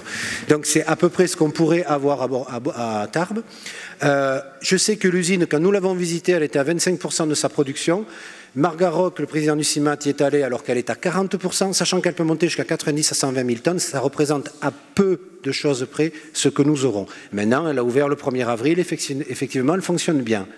Mais très honnêtement, il faut savoir une chose, à Bordère, ils ont voté à l'unanimité contre au niveau du conseil municipal, mais dans leur comité de pilotage et de réflexion, il y en a deux qui ont voté pour quand même. C'était les deux qui étaient venus avec nous à Biltagarbi et qui ont vu ce que c'était réellement. Et je pense que ça vaut vraiment le coup de se déplacer pour éviter de parler sans avoir vu ce que c'était. Voilà, maintenant. Hein. Monsieur Palmade. J'allais donner la parole à Monsieur Palmade. Voilà, non mais Monsieur Palmade. Ah ben voilà, Monsieur le maire est là. Allez-y, Monsieur Palmade. Merci, Madame. Je voudrais commencer par rappeler quelques dates dans ce débat. Là. La première, c'est la date de 2010. Le Conseil général a adopté le plan départemental d'élimination des déchets. La deuxième, c'est 2007, c'est déjà plus ancien. Nous avons décidé de financer l'installation de l'usine de Bordère dans le cadre des financements du Conseil général. Troisième date, je crois qu'il faut retenir, c'est la date, elle a été citée par M. Piron, la date de 2015. 2015, c'est la fermeture de Bénac. Il ne sera plus possible d'utiliser Bénac, donc il faut trouver un certain nombre de solutions. Et la solution, c'est quoi? La solution, c'est réduire de manière considérable les déchets possibles et faire en sorte que l'on reste avec des déchets qui soient des déchets ultimes et non pas encore des déchets toxiques comme vous avez indiqué, Madame Ancien. Les déchets ultimes sont des déchets complètement inertes qui ne présentent plus aucun problème de santé publique. Alors, on a fait le choix de Bordère pour deux raisons essentiellement. La première, c'est que c'est dans l'agglomération que se situe le principal tonnage de déchets et il ne fallait pas faire des transports qui soient trop importants. Et la deuxième, je crois, c'est la répartition qui a été faite au niveau de l'agglo entre trois zones, la zone d'Ibos, la zone du parc de la Dour et la troisième, la zone de l'écoparc de Bordère. Alors c'est vrai que les coûts par rapport à ce qui était prévu initialement ont été considérablement augmentés. La cause de cette augmentation, c'est la question de la méthanisation. Si on avait choisi un autre procédé, peut-être les coûts seraient restés le même, mais on n'aurait pas eu la certitude d'avoir des déchets ultimes qui soient des déchets complètement inertes. L'étude sur l'usine de Bordère, ça a été rappelé également, mais je souhaite y insister, a fait apparaître que le tonnage qui restait à enfouir de ces déchets ultimes a été considérablement réduit. On est passé de quelque chose comme 27 000 tonnes à 5 000 tonnes par an, ce qui nous rassure. Parce que ensuite sur le site d'enfouissement, on sera amené à faire quelque chose de moins important. Alors que l'on soit obligé d'aller jusqu'à Bordeaux, j'en suis pas très sûr, parce que ça présentera des coûts complètement. On m'entend pas? Ça présentera des coûts. Merci. Ça présentera des coûts complètement exorbitants, que d'autres soient prêts à nous accueillir dans les départements voisins. Il y a un certain nombre de contacts qui sont pris avec la Haute-Garonne, qui sont pris avec les Pyrénées-Atlantiques, mais chacun a tendance à dire que chaque département s'occupe de ses propres déchets.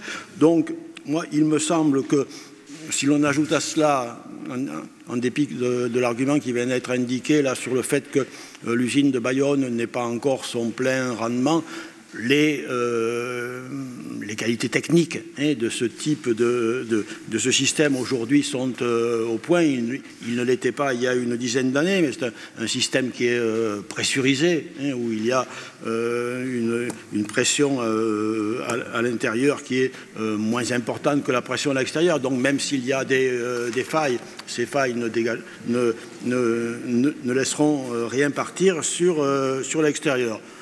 Moi, il me semble, et il nous semble à nous en tout cas, qu'il arrive un moment où il faut prendre ses responsabilités. C'est la raison pour laquelle j'ai indiqué les dates dans mon propos liminaire. Il faut absolument que cette usine soit mise en place pour que les déchets puissent être réduits de la façon que j'ai indiqué. Donc, en ce qui nous concerne, nous nous déclarons favorables à cette délibération et nous la voterons. Monsieur Palmade, y a-t-il d'autres intervenants sur ce sujet? Monsieur Piron, il n'y a pas de réponse à apporter? Pour ma part, je suis profondément touché par le propos de Monsieur Palmade parce que j'ai été pendant 6 ans donc votre représentant au sein du SMTD et c'est la première fois qu'au sein d'une collectivité et surtout d'une réunion publique, je vois un membre du Conseil général prendre ses responsabilités et bien préciser que c'est eux qui ont voté qui ont pris cette décision en fait. C'est-à-dire qu'en fait le Conseil général était l'ordonnateur et le SMTD n'était que le prescripteur. Donc je vous félicite, Monsieur Palmade. voyez, M. Palmade, que quelquefois on peut être gentil avec vous. Vous voyez qu'on peut être gentil avec vous quelquefois. Alors, je soumets cette délibération à votre approbation. Ceux qui désirent voter contre le manifeste en levant la main, 2 voix contre, c'est arbre pour tous. 2 pour tous, hein, c'est pas terrible. Ceux qui veulent s'abstenir, abstention du front de gauche. Ceux qui sont pour le manifeste avec le bras levé, donc adopté par la majorité, plus le Parti socialiste. Merci beaucoup. Le point suivant, M. Pirot. Il s'agit du rapport annuel sur le prix et la qualité du service public de l'eau potable, collecte et traitement des eaux usées pour l'année 2013. Il s'agit d'une note de synthèse annuelle sur la qualité de l'eau de consommation humaine délivrée par le réseau public. L'eau bénéficie d'un important suivi sanitaire, composé d'une part d'une surveillance permanente exercée par le distributeur et d'autre part d'un contrôle sanitaire de l'Agence régionale de santé via sa délégation territoriale des Hautes-Pyrénées. Le contrôle sanitaire s'effectue au captage, à la station de traitement de l'eau et sur notre réseau de distribution. En 2013, 100 prélèvements ont été réalisés pour le compte de l'ARS pour le laboratoire des Pyrénées. Principaux résultats de contrôle, ils sont tous bons. Bactériologie, bonne qualité, dureté eau douce, nitrate, toutes les valeurs sont conformes à la norme. L'aluminium également, les pesticides, il n'y en a pas. Les périmètres de protection, c'est en cours. Pour l'instant, la procédure est en cours. Conclusion, eau de bonne qualité. La conclusion sanitaire de l'ensemble de la filière, ressources, production, distribution, je prends mon temps, l'eau produite et distribuée globalement de très bonne qualité bactériologique et chimique. La connaissance précise du réseau doit se poursuivre afin de maîtriser le fonctionnement de celui-ci et l'eau distribuée semble agressive, ce point devrait être expertisé. L'ARS fait 2 remarques dans sa conclusion auxquelles il convient d'apporter nos réponses. La connaissance du réseau de son fonctionnement devrait être maîtrisée à l'issue de l'étude diagnostique du réseau d'eau potable qui va se dérouler sur 18 mois environ à côté du début octobre 2014. En ce qui concerne l'agressivité de l'eau, dans le cadre des travaux des réhabilitations des châteaux d'eau sud, nous avons repris l'arrivée de l'eau des réservoirs afin de créer une chute et un dégazage. L'impact de ces aménagements sur l'agressivité de l'eau n'est pas probante et ne semble pas suffisante pour obtenir l'équilibre. Une consultation devrait être lancée afin de trouver les solutions adaptées à notre problème.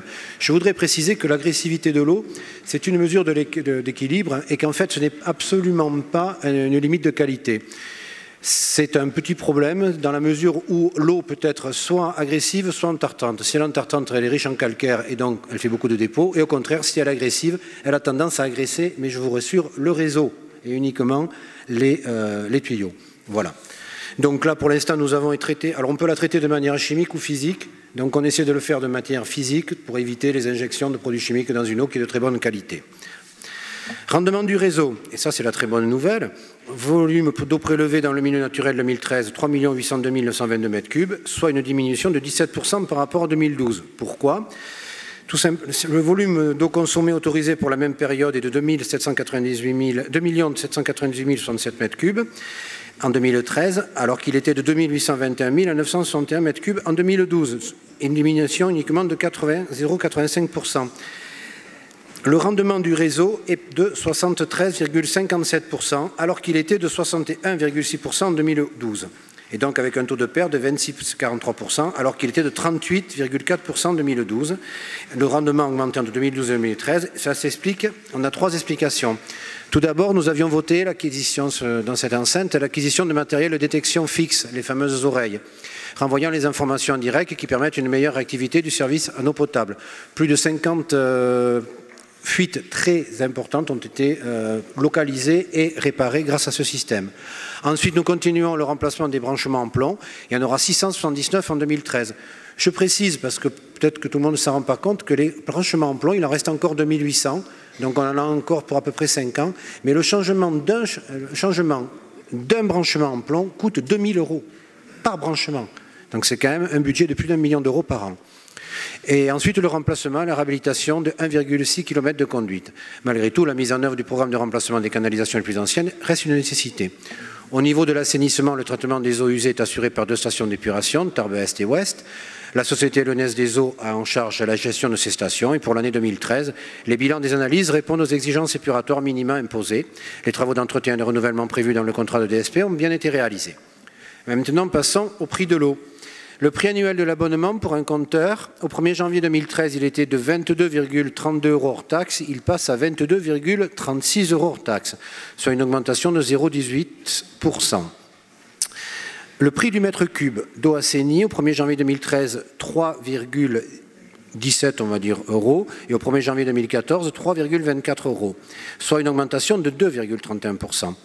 Variation du coût d'une facture d'eau pour une consommation annuelle de 120 mètres cubes avec un abonnement et un compteur en DN15 entre le 1er janvier 2013 et le 1er janvier 2014 pour une consommation de 120 mètres cubes. Le coût d'une facture de 120 mètres cubes avec un compteur au 1er janvier 2013 est de 402,80 euros hors taxe, soit 428,48 euros TTC. Le coût d'une facture de 120 mètres cubes avec un compteur est de 411,64 euros hors taxe, soit 445,34 euros TTC à compter du 1er janvier 2014. Ce qui veut dire que pour une facture de 120 mètres cubes avec un compteur, l'augmentation globale est de 2,19% en hors taxe et de 3,94 euros TTC. La TVA est portée de 7 à 10% depuis le 1er janvier 2014. La Commission consultative des services publics locaux du 16 juin 2014, la Commission des travaux du 11 juin 2014 et la Commission environnement et développement durable, propreté cadre de vie du 18 juin 2014 ont examiné le contenu de ce rapport.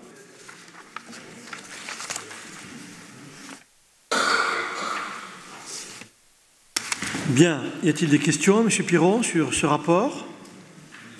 On en prend acte ou on doit le voter là, Jean-Luc? On en prend acte? Bien. Bon. Parfait, merci M. Piron. Le rapport annuel délégataire sur le traitement des eaux usées, M. Forget. Oui, merci Monsieur le maire. Effectivement, ça traite du traitement des eaux usées pour l'année 2013. Le traitement des eaux usées est assuré par 2 stations d'épuration, Tarbes Est et Tarbes Ouest. C'est la Société lyonnaise des eaux de France qui en a la charge, et dans un contrat de délégation de service public. Cette charge a commencé le 1er janvier 2012 et s'achèvera le 31 décembre 2031. Pour l'année 2013, les bilans des analyses ont répondu aux exigences épuratoires minima. Et d'autre part, les travaux d'entretien de renouvellement prévus dans le contrat de la DSP ont bien été réalisés. Alors, quelques chiffres clés et essentiels pour l'année 2013. Le volume facturé par la Lyonnaise des eaux traitées est de 2 795 000 m3. Le volume annuel traité est de 4 500 000 m3. Soit pour Tarbes Est, plus 42%, et pour Tarbes Ouest, 7% neuf. Il y a eu quelques travaux importants qui ont été effectués. Je les cite, travaux de mise en conformité de la station d'épuration de Tarbes Est, notamment le traitement de l'azote et du phosphore qui a été achevé, et a finalisé le renvoi de l'information de la régulation de l'azote vers un logiciel. Le démarrage des travaux de reconstruction de la station d'épuration de Tarbes Ouest, dont la première pierre a été posée le 26 juin 2013 et se terminera fin 2014. Et enfin, le démarrage des travaux, signature de l'avenant concernant des modifications de travaux est réalisé sur la station d'épuration de Tarbes Est. Enfin, les performances de la station d'épuration 2013, des bilans d'autosurveillance ont été réalisés, 53, les normes de rejet sont respectées, le contrôle des dispositifs d'autosurveillance des stations d'épuration a été assuré par le laboratoire départemental de l'eau de la Haute-Garonne. Compte de la délégation, vous les avez en annexe. Enfin, la commission consultative des services publics locaux du 16 juin 2014, la commission des travaux du 17 juin et la commission environnement ont examiné le contenu de ce rapport. Le conseil municipal prend connaissance du rapport annuel sur le prix et la qualité du service de traitement des eaux usées. Merci, monsieur le rapporteur. On m'informe là à l'instant que la nuit des soldes, c'est un gros succès. Les rues sont noires de monde, galeries pleines de monde, les commerçants sont satisfaits. Petite satisfaction qui prouve que cette initiative, pour un essai, pour l'instant, est concluante. Bien, avez-vous des questions à poser à monsieur le rapporteur? Pas de questions. Nous prenons acte également de ce rapport. Le point suivant, Le point suivant, Monsieur Forget. Non? Non. Non, c'est Monsieur Piron, pardon. Excuse-moi, je me trompe de ligne. Monsieur Piron. J'ai pas le dossier. Écrêtement de la part le rapport de Madame Mendes. Alors, l'écrêtement de la part assainissement sur facture d'eau. Le décret 2012-1078 du 24 septembre 2012, etc. Après, on dépasse le double à consommation, ce qui est uniquement pour les locaux d'habitation et pour une fuite sur canalisation. Le conseil municipal a délibéré sur ce point le 24 juin 2013. L'usager du service d'assainissement a droit à l'écrêtement de la redevance d'assainissement dans 2 cas, soit au titre de ce deuxième alinéa de l'article, soit au titre du 5e et dernier alinéa du même article, c'est-à-dire lorsque ces usagers obtenaient un écrêtement de la redevance d'eau potable. Après avis favorable de la Commission municipale environnement et développement durable, etc., il est proposé au conseil municipal d'autoriser Monsieur le maire à faire bénéficier les usagers de l'écrêtement de la part assainissement dans les conditions fixées dans la présente délibération. Je pense que tout le monde est d'accord, il n'y a pas d'opposition, proposition adoptée. Et comme je disais il y a un instant, le point suivant, Monsieur Forget. Oui, merci, Monsieur le maire. Il s'agit de l'avenant numéro 1 à la Convention pour le raccordement et le versement des eaux usées des communes de Ibos, Laloubert, Odos et Bordères-sur-les-Chaises au système d'assainissement de la ville de Tarbes. En effet, la ville de Tarbes a délibéré le 18 novembre 2013 concernant le déversement et le traitement des eaux usées des communes voisines que sont Ibos, Laloubert, Odos et Bordères-sur-les-Chaises. Ces conventions ont pris effet au 1er janvier 2012 et ce pour une durée de 20 ans. Ces communes sont facturées sur la part de traitement des eaux usées qui revient au concessionnaire, sur la part des traitements des eaux pluviales et sur la part d'exploitation du réseau des eaux usées versées directement à la ville de Tarbes. Sur ces dernières, notamment, sont pris en compte l'ensemble des volumes transitant par les réseaux, c'est-à-dire le volume d'eau usée comptabilisé sur le compteur d'eau, le volume d'eau claire parasite et le volume d'eau pluviale. Or, il s'avère que la part d'eau claire parasite relativement importante, je rappelle que l'eau claire parasite, c'est la nappe phréatique, importante pour chacune de ces 4 communes. Afin de les inciter dans ces démarches, il est proposé de ramener la part au titre de l'année 2012 à 0% de la somme due et pour 2013 à 50%. Après avis favorable de la Commission des travaux du 17 juin 2014, la Commission municipale d'environnement, développement durable, propreté, cadre de vie, d'accepter l'avenant à la Convention pour le raccordement et le déversement des eaux usées des communes citées ci-dessus et d'autoriser Monsieur le maire à signer l'avenant numéro 1. Il faut que les rapporteurs comprennent que ce que l'Assemblée aime entendre, c'est après avis favorable de la Commission, machin, etc. Voilà. D'accord ? Bon, mais non, mais le reste, tout le monde l'a sous les yeux. Et donc, on l'a lu. Enfin, je présume. Oui, bien sûr. Donc, c'est pour ça que sur certains rapports, on fait des synthèses.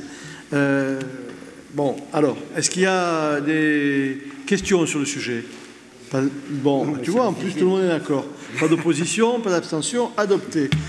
Le point suivant, Madame Candebat.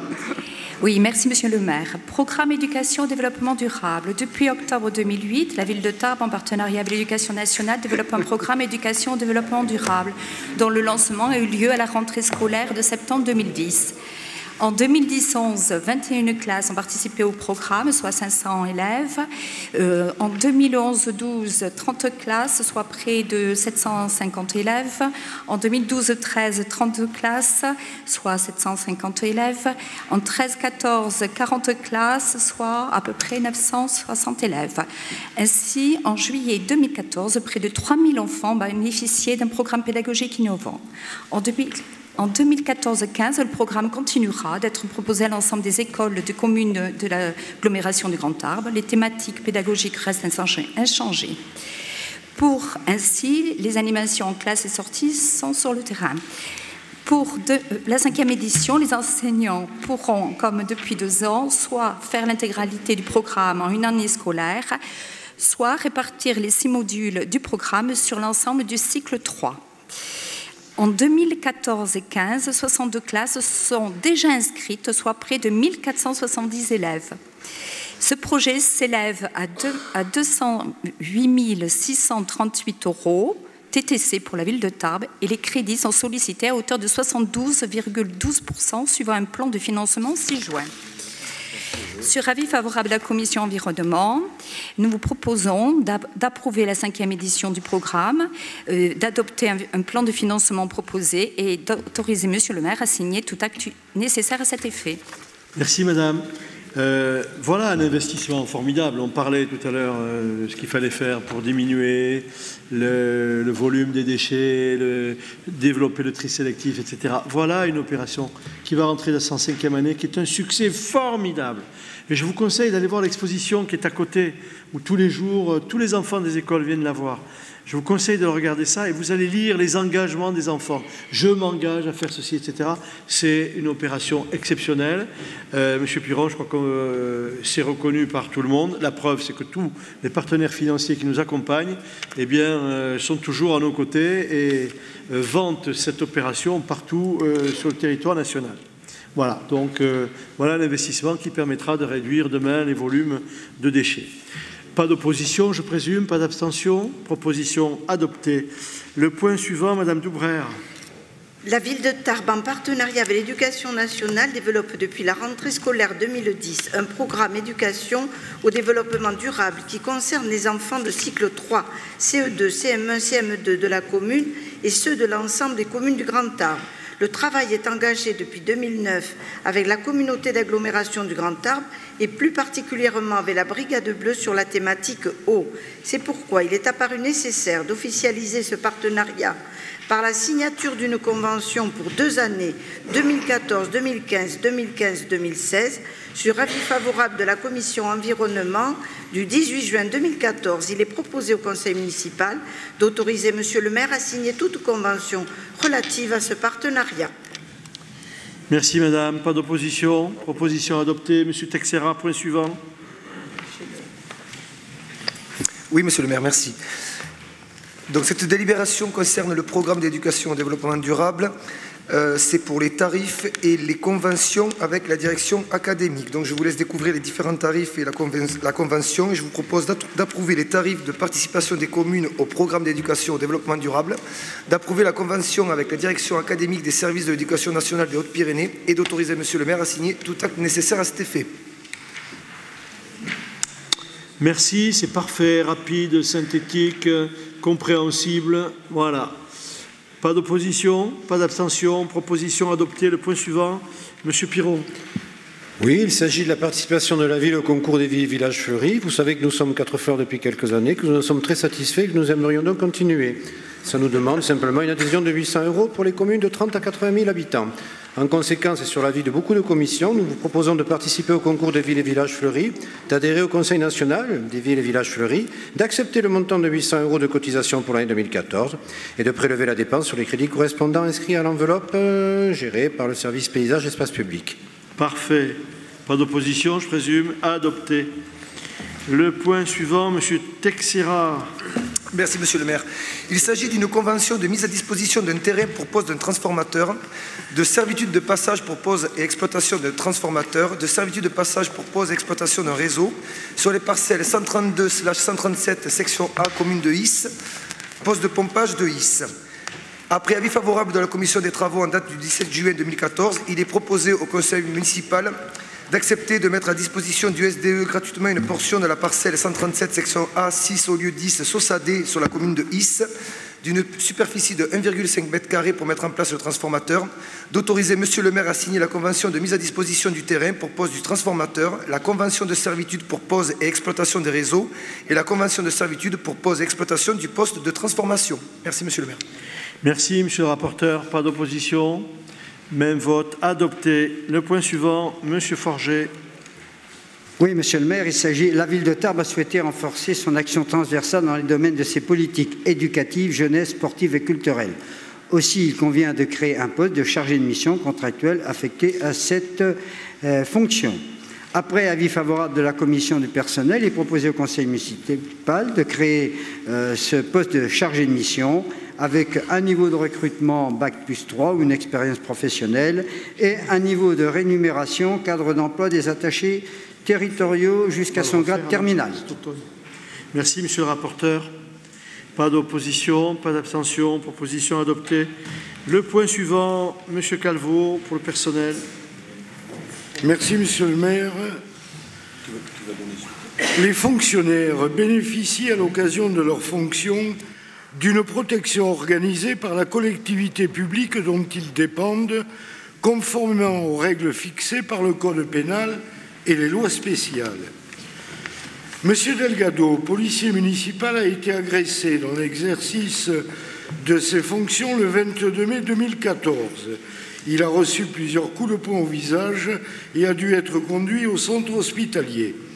M. Delgado souhaite donc se constituer partie civile contre son agresseur afin de demander réparation du préjudice subi. M. Delgado sollicite la protection fonctionnelle afin de prendre en charge les frais de procédure. Voilà, Monsieur le maire. Merci beaucoup, Monsieur le rapporteur. Pas de remarques pour cette protection fonctionnelle. Elle sera donc adoptée, cette délibération, à l'unanimité. Merci beaucoup. Maintenant, je voudrais vous lire une motion qui m'a été adressée par l'Association des maires de France et que je soumets à l'approbation de ce Conseil. Je vous la lis rapidement. Les collectivités locales, et en premier lieu les communes et leurs intercommunalités, risquent d'être massivement confrontées à des difficultés financières d'une gravité exceptionnelle. Dans le cadre du plan d'économie de 50 milliards d'euros qui sera décliné sur les années 2015-2017, les concours financiers de l'État sont en effet appelés à diminuer de 11 milliards d'euros progressivement jusqu'en 2017, soit une baisse cumulée de 28 milliards d'euros sur la période 2014-2017. Dans ce contexte, le bureau de l'AMF a souhaité à l'unanimité, mener une action forte et collective pour expliquer de manière objective la situation et alerter solennellement les pouvoirs publics sur l'impact des mesures annoncées sur nos territoires, leurs habitants et les entreprises. L'AMF, association pluraliste forte de ses 36 000 adhérents communaux et intercommunaux, a toujours tenu un discours responsable sur la nécessaire maîtrise des dépenses publiques. Aussi, elle n'en est que plus à l'aise pour dénoncer cette amputation de 30% de nos dotations. Quels que soient les efforts entrepris pour rationaliser, mutualiser et moderniser l'action publique locale, l'AMF prévient que les collectivités ne pourront pas absorber une contraction aussi violente de leurs ressources. En effet, la seule alternative sera de procéder à des arbitrages douloureux affectant les services publics locaux et l'investissement du fait des contraintes qui limitent leur levier d'action. Rigidité d'une partie des dépenses, transfert continu de charges de l'État, inflation des normes, niveau difficilement supportable pour nos concitoyens de la pression fiscale globale. La commune de Tarbes rappelle que les collectivités de proximité que sont les communes et leurs intercommunalités sont, par la diversité de leurs interventions, au cœur de l'action publique pour tous les grands enjeux de notre société. Elles facilitent la vie quotidienne de leurs habitants et assurent le bien vivre ensemble. Elles accompagnent les entreprises présentes sur le territoire. Enfin, elles jouent un rôle majeur dans l'investissement public, soutenant ainsi la croissance économique et l'emploi. La diminution drastique des ressources locales pénalisera à terme nos concitoyens déjà fortement touchés par la crise économique et sociale et pourrait fragiliser la reprise pourtant indispensable au redressement des comptes publics.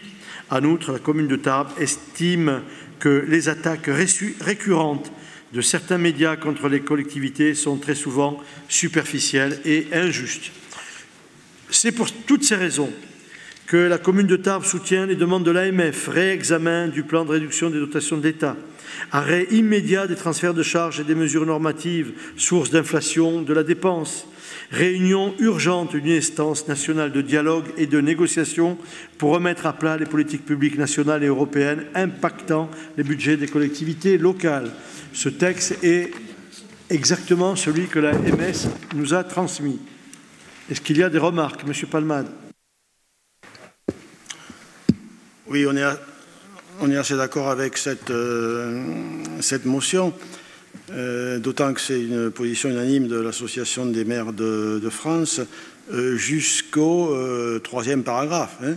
À partir du 4e, vous avez introduit des spécificités sur la ville de Tarbes. Alors, comment? Ah si. La commune de Tarbes rappelle que les collectivités, etc. Vous avez mis le nom de Tarbes, d'accord. D'accord. Oui, très bien. Oui. D'accord. Ben, il me semble que... alors, ce qui se passe au niveau du paragraphe la commune de Tarbes rappelle que, ok, le paragraphe suivant, la diminution drastique des ressources locales pénalisera à terme, ok. En ce qui concerne la commune de Tarbes, sur les 2 dernières lignes, la commune de Tarbes estime que les attaques récurrentes de certains médias contre les collectivités sont très souvent superficielles et injustes. Si l'on veut... et si je pouvais me permettre, j'ajouterais pas seulement contre les collectivités, mais aussi souvent contre les élus. Mais laissez-moi poser ma question.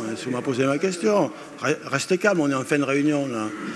En outre, la communauté estime que les attaques récurrentes de certains médias contre les collectivités sont très souvent superficielles et injustes. Si on veut rester dans le local, il ne me semble pas que par rapport aux médias que nous avons ici dans le département, la ville de Tarbes soit injustement traitée. C'est la raison pour laquelle que l'on mette le nom de Tarbes dans une motion générale, oui, mais il faut peut-être faire attention. Il n'a pas été précisé qu'on parlait des médias locaux. On parle des médias qui attaquent injustement les collectivités locales. On n'a pas dit de médias locaux qui attaquent la ville de Tarbes. C'est une motion, nous l'avons reprise. Stricto sensu. C'est la raison on n'a pas touché un mot. C'est la raison pour laquelle nous allons la voter. Eh bien alors, voilà. Nous n'avons rien ajouté. Mais on peut s'exprimer. Eh bien, c'était pas la peine de perdre du temps dans ce cas-là. Ouais. C'est M. Léniel qui l'a écrite avec monsieur. C'est la raison pour laquelle nous votons. Pardon? C'est la raison pour laquelle nous votons. Eh bien voilà, merci. Eh ben voilà. Il fallait le dire tout de suite. Voilà. Je ne vois pas l'intérêt du reste alors. La ville de Tarbes n'a rien ajouté. Est-ce qu'il y a d'autres remarques? Je soumets cette motion à votre approbation. Est-ce qu'il y a des votes contre? Est-ce qu'il y a des abstentions? Elle est adoptée à l'unanimité. Nous le transmettrons à l'AMF. Monsieur Cossou, s'il vous plaît. Dernier point.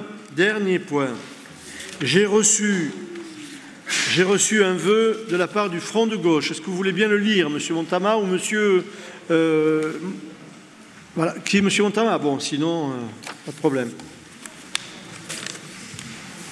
Nous saisissons l'actualité du report au Sénat de l'examen du projet de loi sur la nouvelle délimitation des régions pour émettre le vœu que lors du conseil municipal de rentrée, nous puissions avoir un débat ouvert et public sur la réforme des collectivités. Pourquoi ? Parce que si nous sommes convaincus que la crise politique et démocratique qui s'est exprimée fortement lors des 2 derniers scrutins électoraux appelle à une transformation profonde des institutions et de la République, la réforme aujourd'hui proposée tourne le dos à cette urgence de fond pour ne traiter que les aspects les plus politiciens et électoralistes, avec le risque d'accentuer encore le fossé qui ne cesse de se creuser entre la population et ses représentants. De plus, cette réforme participe directement des 50 milliards de réduction de dépenses publiques finançant le pacte de responsabilité. Cette amputation du périmètre public aura un impact récessif sur la croissance de 0,7% en moyenne entre 2015 et 2017 et mènera à la suppression de 250 000 emplois à l'horizon 2017 contre les 190 000 attendus via le pacte. Nous pouvons avoir à exprimer au sein de cette Assemblée des points de vue différents sur la décentralisation, l'équilibre des pouvoirs et le devenir de notre nation au sein de l'Europe. Il n'empêche qu'il est des questions que nous avons à aborder ensemble pour l'intérêt général de Tarbes et son agglomération. Parmi lesquels le gel des dotations d'État aux collectivités, avec les conséquences que cela induira pour l'investissement et l'emploi local, la délimitation des compétences et des missions assurées par la ville dans le cadre des regroupements et transferts proposés, le devenir des services publics locaux et de leur personnel, le développement économique, social, industriel et écologique de notre bassin de vie dans le cadre de la mise en place de la métropole toulousaine et la mise en place d'une nouvelle région. C'est pourquoi nous demandons la tenue d'un débat public et ouvert sur le sujet à la rentrée. Il n'y a pas de débat normalement. On me pose une question, je dis oui. Et donc le débat aura lieu à ce moment-là. Oui, je suis d'accord, nous organiserons, je réponds favorablement à votre demande. Voilà. Donc il y aura un débat à la rentrée sur ce sujet. Voilà. Est-ce que vous voulez ajouter quelque chose d'autre? Allez-y. Mais... Ben non, pour dire que nous aussi, nous sommes d'accord pour qu'il y ait à la rentrée un débat et pour dire amicalement à nos amis du Front de gauche que tout ce qui concerne les éléments après le premier paragraphe sont des éléments du débat. Hein, et justement, dans le débat, nous pourrons échanger. Avant qu'on termine, je voudrais féliciter les équipes de l'Office de tourisme du comité des fêtes, des services municipaux, Roger Vincent Calatayud et tous ceux qui travaillent sur les relations institutionnelles avec nos villes jumelles, pour la remarquable organisation des fêtes de Tarbes, pour le succès immense qu'elles ont rencontré. Donc, merci de notre part à l'ensemble des personnes qui ont contribué, les services techniques de la ville, les espaces verts, etc. Enfin, tous ceux qui ont travaillé pour que ces fêtes soient un succès unanimement reconnu. Merci à tous. Pardon? Ah oui, pardon, je ne sais plus les dates là. Alors, prochain conseil municipal, 29 septembre, 17 novembre, 15 décembre, et en septembre, il y aura une réunion spéciale sur la SEMI et le vœu du Front de gauche.